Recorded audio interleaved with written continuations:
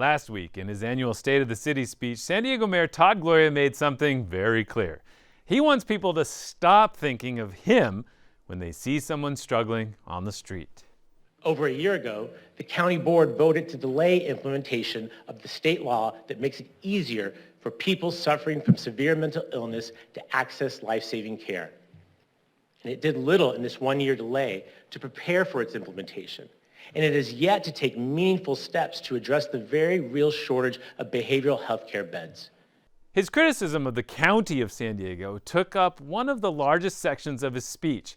He says the city has a role to find shelter and safe lodging options for homeless residents, but if they're struggling with mental illness or drugs, that should not be on the city, it should be on the county.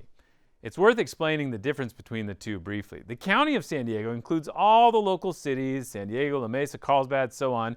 You can fit both the states of Delaware and Rhode Island into the county of San Diego.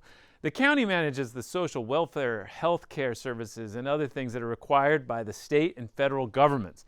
County staff are the ones in charge of public health, like when pandemics hit. So Gloria is okay with taking the responsibility for homelessness, but he wants you to blame the county for mental health and addiction problems. The county is in charge of behavioral health treatment and public health challenges, and we are in the midst of a massive behavioral health and public health crisis.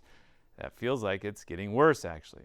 My fellow San Diegans, it is my hope that anytime you see a person on the street suffering from extreme mental illness or addiction, that you think of the County of San Diego and ask, when will they step up to provide the services they need to end this crisis once and for all?